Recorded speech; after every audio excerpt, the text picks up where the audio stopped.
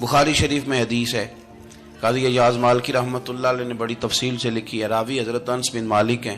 ایک بندہ بڑی دور سے آیا نبی پاک صلی اللہ علیہ وسلم کی زیارت کے لیے، بڑی دور سے۔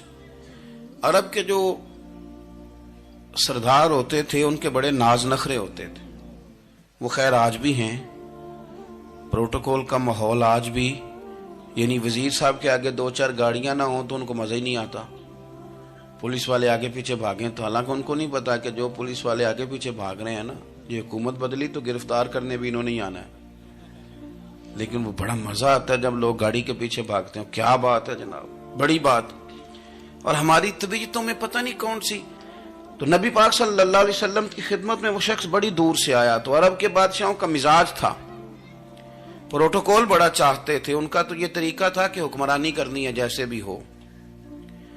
اگر کسی غلام نے دھوپ میں بندھا رہ گیا، اونٹ اور چھاؤں میں نہیں باندھا تو درے مارتے تھے، اور اگر اس نے کھول کے باندھ دیا تو پھر بھی مارتے تھے، کہتے تھے اتنا سیانا ہو گیا تو انہیں پوچھا ہی نہیں، خود بخود ہی باندھ دیا۔ وہ شخص حضور کی بارگاہ میں آیا اور بہت سارے لوگوں کے پاس کیونکہ وہ جاتا تھا اپنے سربراہ کا پیغام لے کے، تو وہ کانپ رہا ہے جب حضور کی بارگاہ میں گیا، ڈر رہا ہے۔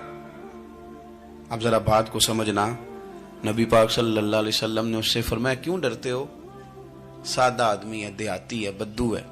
اللہ کے رسول نے تھپ کی دی، کیوں ڈرتے ہو؟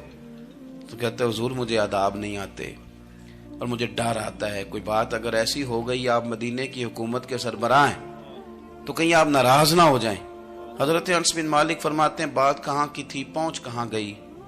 جب اس نے یہ کہا نا کہ آپ تو حکومت کے سربراہ ہیں، کہیں کوئی غلطی نہ مجھ سے ہو جائے، تو نبی پاک کی آنکھوں میں آنسو آ گئے، حضور رونے لگے، اور نبی پاک صلی اللہ علیہ وسلم فرمانے لگے نہ بھائی، تو کسی حکومت کے سربراہ کے پاس نہیں آیا، نہ تو اس بیٹے کے پاس آیا ہے جس کی ماں گوشت کے خشک ٹکڑے کھا کے بھی گزارا کر لے گی۔ میں تو ایک غریب ماں کا بیٹا ہوں۔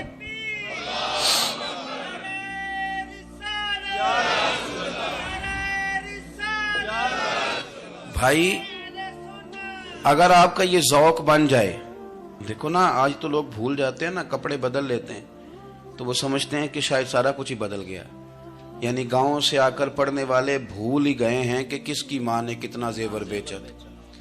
لوگ بھول جاتے ہیں چیزوں کو، اپنے ماضی کو یاد رکھیں، آپ لوگوں کے ساتھ پیار کریں، آپ لوگوں کو موقع دیں، آپ تھوڑی سی اور کوشش کریں اس شخص تک جانے کی جو آپ کو مایوس نظر آ رہا ہے، پریشان نظر آ رہا ہے۔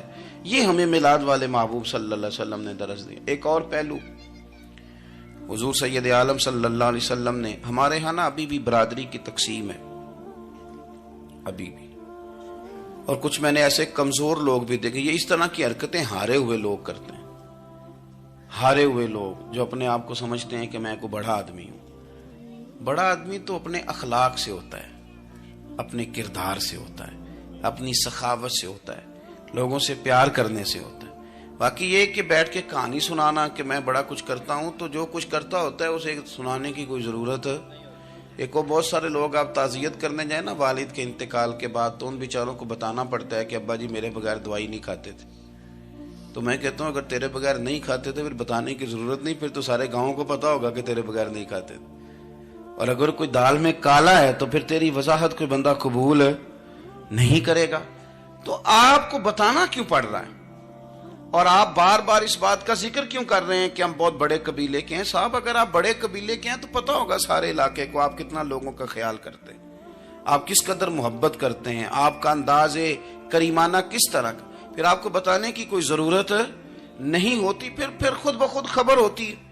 حضرت سیدنا ابو ذر غفاری رضی اللہ تعالیٰ عنہ، قبیلہ بنو غفار ایک بڑی شاخ تھی قبیلوں میں سے، جو لوگ اس زمانے میں مالدار قبیلوں سے تعلق رکھتے تھے ان میں سے ایک بڑا نام تھا۔ ساری زندگی چودراہٹ کی، لیکن میلاد ایک انقلاب کا نام ہے۔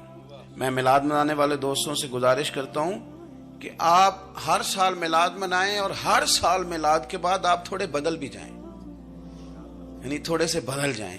کچھ لوگ کہیں یار یہ داڑھی میں نے نا 12 ربیع الاول والے دن رکھی تھی، یہ میری میلاد والی داڑھی ہے، اور داڑھی رکھیں بھی نبی پاک کی مرضی کی۔ کس کی مرضی کی؟ نہ ناراض ہو جائے جی میں ٹور چلا، بس کس مرضی کی جی؟ اپنی مرضی کے نہیں۔ داڑھی کا وزن کو نہیں ہوتا کہ پوری مٹھی رکھیں گے تو آپ کو کوئی دقت ہوگی، کوئی وزن نہیں، پوری رکھیں، جو حضور کا طریقہ مبارکہ ہے جو ہمیں ملتا ہے اس پر آپ توجہ فرمائیں۔ تو میں جو بات عرض کرنے جا رہا ہوں وہ میلاد انقلاب ہے۔ حضور سید عالم صلی اللہ علیہ وسلم کی بارگاہ میں آنے سے پہلے لوگ کچھ اور ہوتے تھے، اور یہاں سے ہو کے جاتے تھے تو پھر ان میں تبدیلی آتی تھی۔ میں سارا دن کرامتے سناؤں نا کسی کو اپنے پیر صاحب کی اور اپنے گھر میں بھی کہ میرے حضرت بڑے، میرے استاد بڑے، لیکن بیوی کے ساتھ اگر میں ترش لہجے میں بات کروں گا تو وہ کہے گی یہ سکھاندے نے تینوں پیر صاحب، دوست کہیں گے یہ سکھاتے ہیں آپ۔ تو آپ کی کہانیاں نہیں چلتی، آپ کا کردار چلتا ہے۔ حضرت ابو ذر غفاری رضی اللہ تعالیٰ عنہ فرماتے ہیں چونکہ میں چودھری تھا، سیدنا بلال حبشی رضی اللہ تعالیٰ عنہ کے پاس میں بیٹھا تھا، کسی بات میں بات آگے بڑھی اور بڑھتے بڑھتے بات شکرنجی تک چلی گئی، رائے کے اختلاف نے باتوں میں تلخی پیدا کر دی، اور جب تھوڑے لفظ اور تیز ہوئے تو میں نے انہیں کہہ دیا چپ کر، تو ابشن کا بیٹا ہے۔ کس کے بیٹے تھے حضرت بلال؟ کہتے ہیں جب انہوں نے مجھے کہا تو میرا دل بڑا ٹوٹا، لیکن میں نے ارادہ کیا کہ میں نے حضور کی بارگاہ میں نہیں عرض کرنی، اب ہر بات کی ہم حضور کی بارگاہ میں شکایت کریں۔ لیکن میں جا کے مسجد میں بیٹھا اور جب سرکار آئے نا، ارادہ نہیں تھا کہ عرض کروں گا، لیکن حضور کا چہرہ دیکھا تو دکھ میرا خود ہی تازہ ہو گیا۔ رونے کا بھی تو تب ہی مزہ آتا ہے نا کوئی اپنا ملے تو۔ فرماتے ہیں کہ میرے آنسو نا بغیر اختیار کے چھلک پڑے اور میں کھل کے روئے، کھل کے۔ قربان جاؤں محبوب کے بھی حضور نے پاس نہیں بلایا، بلکہ نبی پاک اٹھ کے خود میرے پاس آئے اور مجھے کندھوں سے پکڑ کے سینے سے لگایا، اور جب میں کھل کے رو لیا تو حضور میرے آنسو پوچھنے لگے۔ کچھ شعر ایسے ہوتے ہیں جو کسی نے کہے ہوتے ہیں، اور کہنے والا جو ہوتا ہے وہ صاحب حال ہوتا ہے، تو اس میں کچھ خوبصورتی زیادہ ہی ہو جاتی ہے۔ ایک پنجابی کے شاعر ہمارے گجرات میں گزرے، بزرگ تھے، ان کا ایک شعر ہے، وہ کہتے ہیں ایک واری میری آنکھیاں چوں انہوں نے اتھرو پونجے سن، ایک واری میری آنکھیاں چوں انہوں نے اتھرو پونجے سن، ہن تے چسکا پہ گیا رونے دا۔ ایک واری میری آنکھیاں چوں انہوں نے اتھرو پونجے سن، ہن تے چسکا پہ گیا رونے دا، تے ہر ویلے آہو زاری دا۔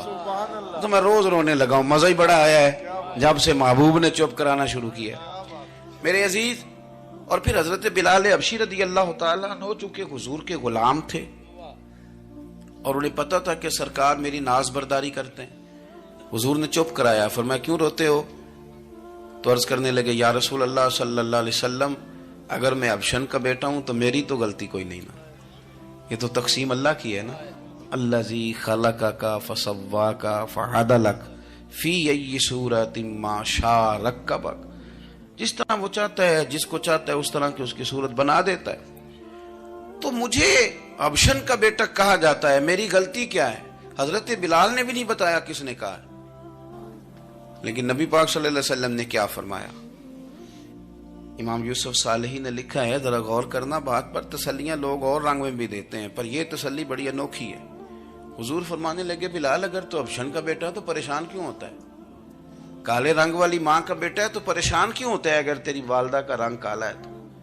عرض کی حضور آپ کیا فرمانا چاہتے ہیں؟ تو سرکار فرمانے لگے میں دو ماؤں کا بیٹا ہوں، ایک جناب آمنہ جنہوں نے مجھے پیدا کیا، اور ایک حضرت ام ایمن جنہوں نے میری پرورش کی، مجھے بڑا کیا۔ حضور فرمانے لگے میری ماں آمنہ کا رنگ گورا تھا اور میری ماں ام ایمن کا رنگ کالا ہے۔ تو فرمایا اگر تجھے کسی نے کالے رنگ والی ماں کا بیٹا کہا تو اسے کہہ دینا مدینے والی محبوب کے بھی تو ایک والدہ کا رنگ کالا ہے، تو کہہ دینا۔ حضرت بلال کہتے ہیں کہ وہ اس طرح کی تسلی تھی، طفل تسلیاں نہیں جس طرح کی ہمیں دی جاتی، وہ اس طرح کی خوبصورت تسلی تھی کہ اس کے بعد میرا دل ایسا ٹھنڈا ہوا، پھر کسی کا تانا نہیں رہا، پھر کسی کی تکلیف نہیں رہی۔ رسول پاک صلی اللہ تعالی علیہ وسلم نے یہ جو آج تقسیم ہے ہمارے ہاں اونچ نیچ کی، چھوٹے بڑے کی، ذات برادری کی، حضور فرماتے ہیں میں نے پاؤں کے نیچے رکھ کے کچل دی، اب اس کا کوئی سٹیٹس نہیں رہا، اب یہ کوئی معاملہ نہیں۔ پھر میرے بھائی ایک معاملہ ہمارے اندر جو اور بڑی شدت کے ساتھ آیا ہے اور جس نے بڑا زور پکڑا ہے وہ یہ ہے کہ ہم نا پڑھے لکھے لوگوں سے معذرت کے ساتھ، پڑھے لکھے لوگوں کا بھی ایک مسئلہ ہے، وہ دوسروں کو جاہل کہنا ضروری سمجھتے ہیں، الا ماشاء اللہ۔ میں اکثر کہتا ہوں کہ یہ تو آسان کام ہے نا، آپ نے کہہ دیا جائل نے جی سارے پنڈ والے، یہ تو بڑا آسان کام ہے، تو جان چھڑانے والی بات ہے۔ ان پڑھ ہیں جی اس قوم دا کچھ نہیں بن سکتا، بھی تو آسان کام ہے، جان چھوٹ گئی۔ میں بھی کھڑا ہوتا ہوں نماز جنازہ کی امامت کرنے کے لیے، کبھی تو کہہ دیتا ہوں کہ جناب آج لوگوں کو نماز جنازہ کی دعا نہیں آتی، تو سوچتا ہوں کہ اگر کسی نے کھڑا کر کے پوچھ لیا کہ آپ نے کتنے لوگوں کو یاد کرائی ہے، ہم نے کبھی کہا کہ آؤ بیٹھو یاد کراؤں، تو اس کا جواب کیا ہے؟ تنقید کرنا آسان کام ہے اور تعمیر کرنا یہ مشکل مرحلہ ہے۔ عزیز دوست، ہمارے ہاں نا ان پڑھ بندے کے ساتھ اور اس بندے کے ساتھ جس کی سوچیں محدود ہیں، ہمارا رویہ اتنا تلخ ہوتا ہے۔ بھائی مزہ تو تب آتا ہے نا جب آپ کو، کچھ لوگ کہتے ہیں میں اچھے کے ساتھ اچھا ہوں، تو اچھے کے ساتھ تو ساری دنیا اچھی ہوتی ہے، آپ نے اس میں کیا کمال کیا؟